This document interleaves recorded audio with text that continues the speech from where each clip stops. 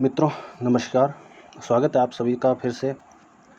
हम NCERT class 6 की book हमारे अतीत का 5वां अध्याय स्टार्ट करने जा रहे हैं, जिसका शीर्षक है क्या बताती हमें किताबें और कब्रें। दुनिया के प्राचीनतम ग्रंथों में से एक, शायद तुमने वेदों के बारे में सुना होगा।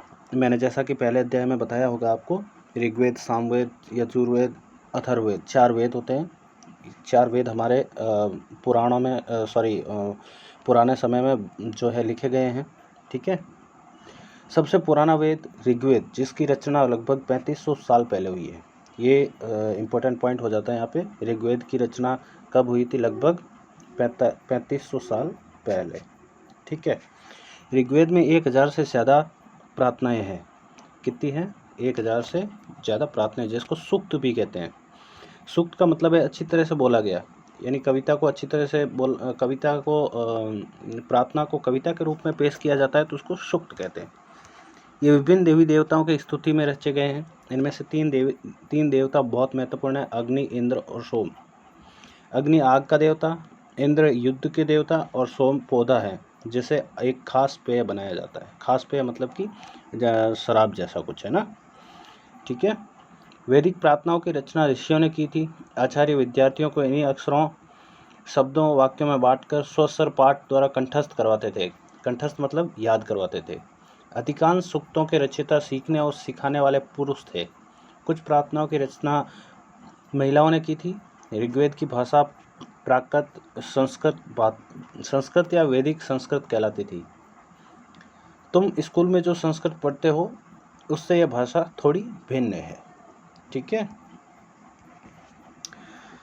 संस्कृत और अन्य भाषाओं के बारे में थोड़ा सा ज्ञान और ले लेते हैं। संस्कृत भाषा भारत यूरोपीय भाषा परिवार का हिस्सा है।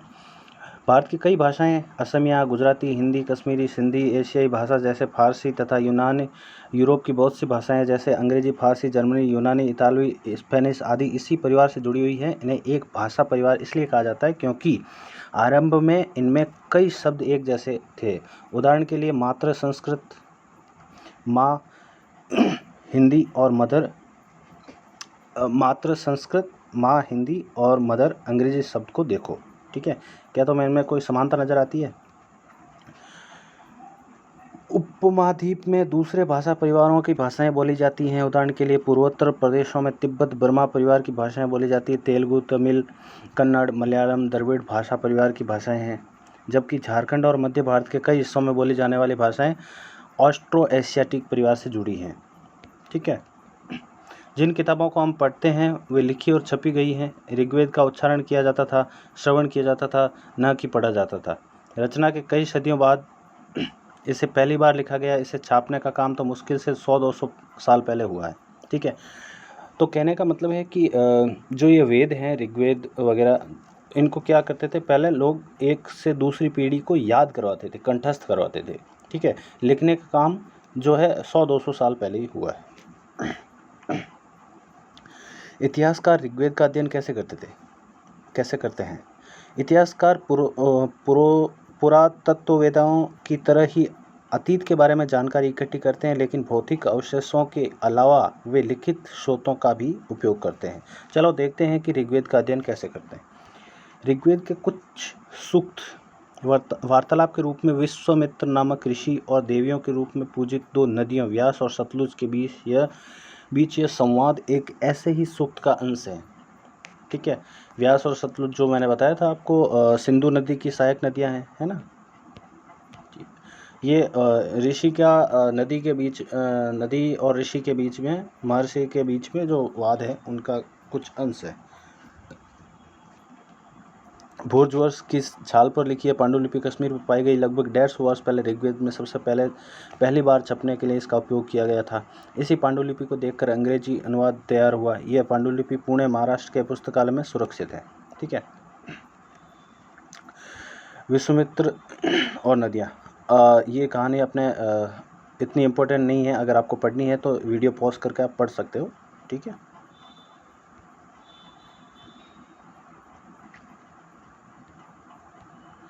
मवेशी, घोड़े और रथ। ऋग्वेद में मवेशियों, बच्चों, खासकर पुत्रों और घोड़ों की प्राप्ति के लिए अनेक प्रार्थनाएं हैं। घोड़ों की लड़ाई में रथ खींचने के काम में लाया जाता था। इन लड़ाइयों में मवेशी जीत कर लाए जाते थे। लड़ाइयाँ वैसे ज़मीन के लिए लड़ी जाती थी जहाँ अच्छे चारागाह हो और जहाँ पर जौ जैसी जल्दी तैयार हो जाने वाली फसलों को उपजाया जा सके। कुछ लड़ाइयाँ पानी के स्रोतों और लोगों को बंदी बनाने के लिए भी लड़ी जाती थी। युद्ध में जीते गए धन का कुछ भाग सरदार रख लेते थे तथा कुछ हिस्सा पुरोहित को दिया जाता था। शेष धन आम लोगों में बांट दिया जाता था। कुछ धन यज्ञ करने के लिए भी प्रयुक्त होता था। यज्ञ की आग में आहुति दी जाती थी। ये आहुतियाँ देवी देवताओं को दी जाती थी। घी, अनाज, कभी कभी जानवरों की भी आहुति दी जाती थी। आज भी बहुत सारे जानवर आहुति किए जाते हैं, जैसे मान लो कि किसी खास मंदिर में या फिर कहीं किसी पूजा के स्थान पर जो है पशुओं की बलि दी जाना, है ना। अधिकांश पुरुष इन युद्धों में भाग लेते थे। कोई स्थायी सेना नहीं होती थी, लेकिन लोग सभाओं में मिलते जुलते थे और युद्ध व शांति के विषय में सलाह मशविरा करते थे। यहाँ वे ऐसे लोगों को अपना सरदार चुनते थे जो बहादुर और कुशल योद्धा हो। लोगों की विशेषता बताने वाले शब्द कौन कौन से हैं, देखिए। लोगों की विशेषता बताने वाले शब्द। लोगों का वर्गीकरण काम, भाषा, परिवार या समुदाय, निवास स्थान या सांस्कृतिक परंपरा के आधार पर किया जाता रहा है। ऋग्वेद में लोगों की विशेषता बताने वाले कुछ शब्दों को देखो। ऐसे दो समूह हैं जिनका वर्गीकरण काम के आधार पर किया गया है, जिन्हें पुरोहित, कभी कभी ब्राह्मण कहा जाता था, तरह तरह के यज्ञ अनुष्ठान करते थे। दूसरे लोग थे राजा, ठीक है। तो ऋग्वेद में किसका उल्लेख है? पुरोहित जो होते थे वो यज्ञ का अनुष्ठान करते थे, ठीक है। ये राजा वैसे ही थे जिनके बारे में तुम बाद में पढ़ोगी। ये न तो बड़ी राजधानी और महलों में रहते थे, न इनके पास सेना थी, न ही ये कर वसूलते थे। प्राय राजा की मृत्यु के बाद उनका बेटा अपने आप ही शासक नहीं बन जाता था, ठीक है। तो ये वैदिक काल के शुरू होने से पहले की बात है। राजा का बेटा राजा नहीं बनता था, लेकिन जो लोग होते थे उनमें से ही कोई एक राजा चुन लिया जाता था और राज्य का भार उनको दे दिया जाता था। जनता या पूरे समुदाय के लिए दो शब्दों का इस्तेमाल होता था। एक था राजा जन, जिसका प्रयोग हिंदी तथा अन्य भाषाओं में आज भी होता है। दूसरा वैश्य शब्द निकलता है। इस विषय पर तुम अध्याय 6 में विस्तार से पढ़ोगे। ऋग्वेद में विश और जनों के नाम मिलते हैं, इसलिए हमें पुरुजन या विश, भारतजन, विश, यदुजन या विश जैसे कई उल्लेख मिलते हैं। जिन लोगों ने इन प्रार्थनाओं की रचना की वे कभी कभी खुद को आर्य कहते थे तथा अपने विरोधियों को दास या दुष्य कहते थे। दुष्य वे लोग थे जो यज्ञ नहीं करते थे और शायद दूसरी भाषाएं बोलते थे। बाद में समय में दास यानी स्त्रीलिंग दासी शब्द का मतलब गुलाम हो गया। दास मतलब गुलाम, है ना। दास वे स्त्री और पुरुष होते थे जिन्हें युद्ध में बंदी बनाया जाता था। उन्हें उनके मालिक की जायदाद माना जाता था। जो भी काम मालिक चाहते थे उन्हें वो सब करना पड़ता था। जिस युग में उपमहाद्वीप के उत्तर पश्चिम ऋग्वेद की रचना हो रही थी, उसी समय दूसरी जगह पर अलग अलग तरह का विकास हो रहा था। देखो वहाँ क्या हो रहा था, ठीक है। खामोश प्रहरी कहानी महापाषाणों की। अगले पृष्ठ के चित्र को देखो। ये शिलाखंड महापाषाण नाम से जाने जाते हैं। ये पत्थर दफन करने की जगह लोगों को बड़े करीने से लगाए गए थे। महापाषाण कब्रें बनाने की प्रथा लगभग 3000 साल पहले हुई। यह प्रथा दक्षिण भारत, उत्तरी पूर्वी भारत और कश्मीर में प्रचलित थी, ठीक है। महापाषाण से कब्रें बनाने की प्रथा लगभग 3000 साल पहले हुई और ये कहाँ थी? दक्षिण भारत, पूर्वी भारत, कश्मीर में प्रचलित थी। कुछ महत्वपूर्ण महापाषाण पुरा स्थल मानचित्र 2 में दिखाए गए हैं। कुछ महापाषाण जमीन के ऊपर ही दिख जाते हैं। कुछ महापाषाण जमीन के भीतर भी होते हैं, ठीक है। तो पहले कब्रें कैसे बनाई जाती है? ऐसे चारों तरफ बड़े बड़े पत्थर रख दिए जाते थे, बीच में एक दीवार की तरह चुनाई होती थी और एक जो है बीच में जो है मृत व्यक्ति को रखने के लिए जगह रखी जाती थी। कई बार पुरातत्वविदों को गोलाकार सजाए हुए पत्थर मिलते हैं, कई बार अकेला खड़ा हुआ पत्थर मिलता है। यही एकमात्र प्रमाण है जो जमीन के नीचे कब्रों को दर्शाते हैं, ठीक है। इस तरह के महापाषाण को तबूत शवाधान सिस्टम कहा जाता है। यहाँ दिखाया गया सिस्टम में एक पोर्ट होल, बड़ा सुराख है जो शायद पत्थरों से बने हुए कमरे में जाने का रास्ता था, ठीक है। हॉल भी रखा जाता था उसमें, ठीक है। इन सब कब्रों से कुछ समानताएं हैं। सामान्यतः मृतकों को खास किस्म के मिट्टी के बर्तनों के साथ दफनाया जाता था, जिन्हें काले मिट्टी के बर्तनों ब्लैक एंड रेड वेयर के नाम से जाना जाता है तथा इनके साथ ही मिले हैं लोहे के औजार, हथियार, घोड़ों के कंकाल और अन्य सामान, पत्थर और सोने के गहने। क्या हड़प्पा के शहरों में लोहे का प्रयोग होता था? हड़प्पा के टाइम में लोहे का कोई प्रमाण नहीं मिलता है वैसे तो, ठीक है। महापाषाण कब्रों से मिले लोहे के सामान। महापाषाण कुल्हाड़ियों के नीचे कटार, ये ऐसी कटार होती थी, ये जो है हाथों में पहन के चलाए जाने वाले हथियार होते थे, ठीक है।